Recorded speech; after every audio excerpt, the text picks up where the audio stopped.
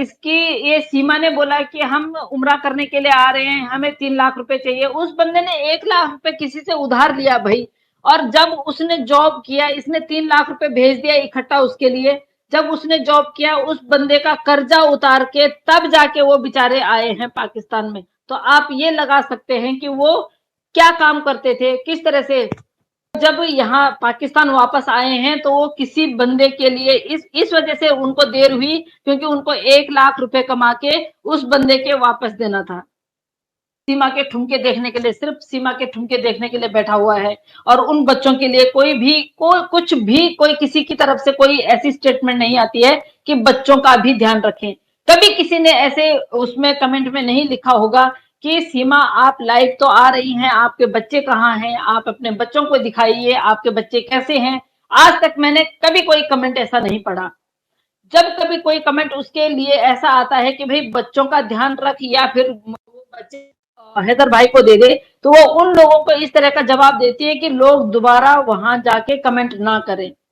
तो इस तरह के लोगों को thank you so much everyone. आप सभी लोगों को होली की बहुत बहुत शुभकामनाएं। आप सभी लोगों को thank you so much everyone. तो इस तरह से अगर बच्चों के लिए सभी के सभी इकट्ठे हो जाएं, मैं कहती हूँ यार, एक देखिए, अगर मेरा ही बच्चा अगर कभी लेट हो जाता है तो मुझे बहुत टेंशन हो जाती है। तो हर माँ बाप की वही होती है। जो बाप 4 साल 5 साल से अपने बच्चों से नहीं मिला है, वो बाप अगर ये कर रहा है, हमसे गुहार कर रहा है, तो पेरेंट्स होने के नाते हमको ये देखना चाहिए कि कौन सही है कौन गलत है। और यहाँ पे साफ साफ दिखाई दे रहा है कि कौन गलत है कौन सही है, ये सारी दुनिया को पता है। कुछ लोग ऐसे हैं जो आंखों पे पट्टी बांधे हुए हैं, जो कहते हैं कि नहीं, बच्चे माँ को ही मिलने चाहिए। कल को माँ को जेल होती है, जैसे कि वो इनलीगल आई हुई है, उसमें उसमें या तो डिपोर्ट होता है, या तो जितने उसने कांड करके आई है उसमें जेल होती है। तो क्या वो बच्चे जेल में रहेंगे? ये हमारे हिंदुस्तान की अदालत में या हिंदुस्तान के उसमें नहीं लिखा हुआ है कि बच्चों को भी माँ के साथ में जेल में जाना पड़ेगा। तो इस उसमें एक यही एक हमारे पास रास्ता होता है कि फादर के पास बच्चे हों। तो भैया, जहां पे मैं पहले भी बोल चुकी हूँ और अभी भी बोलूंगी और हमेशा बोलती रहूंगी, भैया पेरेंट्स में से एक अगर चरित्रहीन निकल जाता है ना, तो बच्चे दूसरे व्यक्ति को मिल जाते हैं। दूसरे व्यक्ति लाइक या तो फादर या मदर, मदर या फादर में से, दोनों में से जो चरित्रहीन निकल जाता है, उसमें से फिर बच्चे उस पेरेंट्स को मिल जाते हैं, जो जिसका चरित्र ठीक होता है। तो यहाँ पे देखिए, आप लोग खुद देख सकते हैं, खुद बोल सकते हैं, और खुद आप लोग कमेंट में लिख सकते हैं कि क्या सीमा को बच्चे मिलने चाहिए। और सीमा अगर 5 साल जेल में रहती है तो क्या बच्चे जेल में रह सकते हैं, या बच्चे जेल में रहने के काबिल हैं, या बच्चे जेल में रहने के योग्य हैं? कभी भी नहीं। क्योंकि हमारी जो वो बोलती है, हमारी अदालत बोलती है, हमारे कानून बोलता है, बच्चे कभी भी, छोटे बच्चे 18 साल से पहले जो बच्चे हैं वो वो वहां नहीं रह सकते हैं। हाँ, कोई माँ अगर प्रेग्नेंट है, उन्होंने कुछ कुछ गलत किया है, वो उस बच्चे को अगर जेल में वो देती है, जन्म देती है, तो वो बच्चा तब तक माँ के साथ रहता है जब तक माँ उसको फीड कराती है। अदरवाइज उसके बाद वो बच्चा फिर बाहर लाया जाता है। देखिए, आप लोग कानून पढ़ते हैं, आप लोगों को मुझसे ज्यादा जानकारी होगी, किसी को मुझसे ज्यादा होगी, किसी को मुझसे कम होगी, लेकिन मेरे सामने एक लॉयर बैठे हुए हैं जो क्वेश्चन कर रहे हैं। अगर मैं कुछ गलत बोलूंगी तो वो मुझे करेक्ट कर सकते हैं। मेरे सामने फियाज सर खुद एक लॉयर हैं, और अगर मैं उनके उससे सीमा से बाहर जाऊंगी तो डेफिनेटली वो मुझे रोक सकते हैं। तो इस कंडीशन में जो है, वो बाप को ही बच्चे दिए जाएंगे। सेकंड कंडीशन क्या होती है कि अगर बाप लेने योग्य नहीं है, या उस माँ उन बच्चों के फादर अगर जिंदा नहीं है, या उन बच्चों के फादर अगर लेने से इनकार कर देते हैं, तो सेकंड कंडीशन क्या होती है कि जो ग्रैंड फादर और ग्रैंड मदर होते हैं उनको दिए जाते हैं, अगर वो लेने लायक हो तो। अगर वो लेने लायक नहीं हो तो फिर चाइल्ड केयर सेंटर जो है बच्चों की पूरी देखरेख करता है, और वो हिंदुस्तान में उन बच्चों को हिंदुस्तान से डिपोर्ट करके वो पूरी सुरक्षा में, पाकिस्तान की सुरक्षा में रहेंगे वो बच्चे। इंसानियत मैं तब देखती हूँ क्योंकि एक बाप अपने बच्चों के लिए इतना जूझ रहा है, एक बाप अपने बच्चों के लिए इतना रो रहा है, एक बाप अपने बच्चों के लिए भीख मांग रहा है। तो मैं भी 2 बच्चों की माँ हूँ और मेरे सीने में भी दिल है, जब हमारे बच्चे लेट हो जाते हैं आने से, तो सर हमें पता है कि वो हम उस टाइम पे कैसा फ़ील करते हैं। तो एक बाप जो इतने टाइम से 4 साल वो हुए और 1 साल ये 5वां साल ये लग गया है, अपने बच्चों से नहीं मिला है, तो उस बाप की हम तकलीफ क्यों नहीं समझे? क्यों नहीं उस बाप को हम उसके बच्चों को दिलाने के लिए आगे आए? बच्चों को मिलने के लिए कहाँ से आएंगे, जब बच्चों की जो सिक्योरिटी है वो जब तक बाप को नहीं मिलेगी और हमारी अदालत जब तक उनको नहीं यहाँ बुलाएंगे वो कैसे आ सकते हैं? उनका वीजा भी तो लगाना है ना। प्लीज आप ये चीज मत ये चीज मत वो करिए कि वो अपने बच्चों से मिलने के लिए क्यों हिंदुस्तान नहीं आ रहे हैं। देखिए वो हिंदुस्तान तभी आएंगे, वो उसी टाइम आएंगे जब मोमिन मलिक साहब चाहेंगे कि आप आइए। जी शायद आपको आपका जवाब मिल गया हो।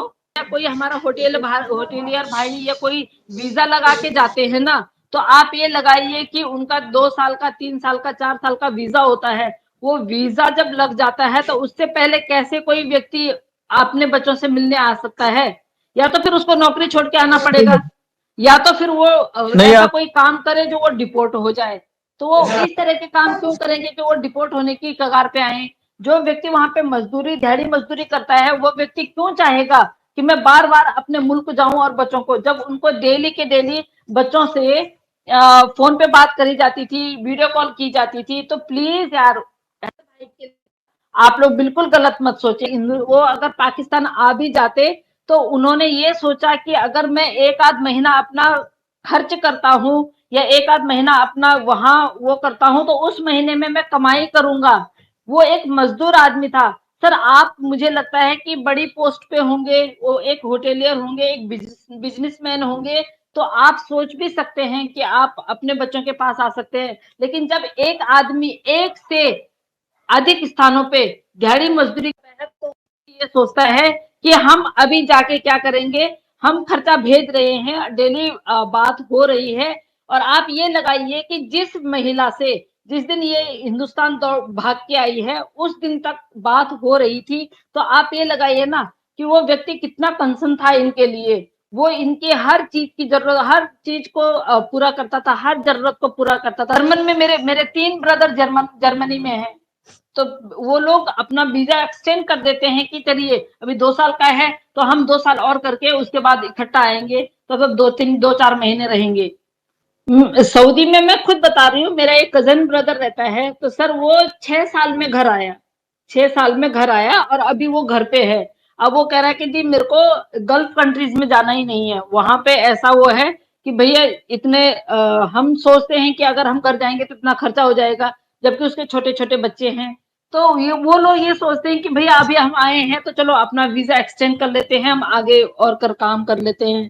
जब इसकी ये सीमा ने बोला कि हम उम्रा करने के लिए आ रहे हैं, हमें 3 लाख रुपए चाहिए, उस बंदे ने 1 लाख रुपए किसी से उधार लिया भाई। और जब उसने जॉब किया, इसने 3 लाख रुपए भेज दिया इकट्ठा उसके लिए। जब उसने जॉब किया उस बंदे का कर्जा उतार के तब जाके वो बेचारे आए हैं पाकिस्तान में। तो आप ये लगा सकते हैं कि वो क्या काम करते थे, किस तरह से वहां पे बहुत वैसे लोग भी रहते हैं। देखो जो लोग अपने 2 साल का वीजा लेके जाते हैं उनका 2 साल का वीजा भी होता है, वो एक्सटेंड करवा लेते हैं। जिनका 3 साल का होता है वो आगे करवा लेते हैं। लेकिन हैदर भाई की मैं आप लोगों को बताऊं, जहां तक मैं जानती हूँ, वो बेचारा एक जगह नहीं, दो दो तीन तीन जगह जॉब करता था, सिर्फ और सिर्फ अपने बच्चों की खुशी के लिए, अपने बच्चों को अच्छी परवरिश देने के लिए, उनकी अच्छी तालीम के लिए, उनके अच्छे खान पान के लिए, उनके अच्छे रहन सहन के लिए। तो जो व्यक्ति इस तरह का काम करता है वो व्यक्ति कभी ये नहीं सोचेगा कि मैं इतनी जल्दी घर चला जाऊं, इतनी जल्दी छोड़ के घर चला जाऊं। वो व्यक्ति अपना वीजा जो है वो एक्सटेंड ही करवाएगा कि चलो 1 साल बीत गया, 2 साल बीत गए, 3 साल बीत गए, तो हो सकता है कि भाई मैं और ज्यादा कमा लूं, मेरे को और अच्छी नौकरी मिल जाए। तो प्लीज हैदर भाई के लिए तो मैं आप लोगों से पर्सनली बोलती हूँ कि उनके ऊपर तो बिल्कुल भी शक मत कीजिए आप। वो बहुत अच्छे आदमी इंसान है। जब यहाँ पाकिस्तान वापस आए हैं तो वो किसी बंदे के लिए इस वजह से उनको देर हुई क्योंकि उनको 1 लाख रुपए कमा के उस बंदे के वापस देना था। सीमा के ठुमके देखने के लिए, सिर्फ सीमा के ठुमके देखने के लिए बैठा हुआ है। और उन बच्चों के लिए कुछ भी कोई किसी की तरफ से कोई ऐसी स्टेटमेंट नहीं आती है कि बच्चों का भी ध्यान रखें। कभी किसी ने ऐसे उसमें कमेंट में नहीं लिखा होगा कि सीमा आप लाइव तो आ रही हैं, आपके बच्चे कहाँ हैं? आप अपने बच्चों को दिखाइए, आपके बच्चे कैसे हैं? आज तक मैंने कभी कोई कमेंट ऐसा नहीं पढ़ा। जब कभी कोई कमेंट उसके लिए ऐसा आता है कि भाई बच्चों का ध्यान रख या फिर वो बच्चे हैदर भाई को दे दे, तो वो उन लोगों को इस तरह का जवाब देती है कि लोग दोबारा वहां जाके कमेंट ना करें। तो इस तरह के लोगों को thank you so much everyone. आप सभी लोगों को होली की बहुत बहुत शुभकामनाएं।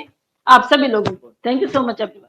तो इस तरह से अगर बच्चों के लिए सभी के सभी इकट्ठे हो जाएं, मैं कहती हूँ यार, एक देखिए अगर मेरा ही बच्चा अगर कभी लेट हो जाता है तो मुझे बहुत टेंशन हो जाती है।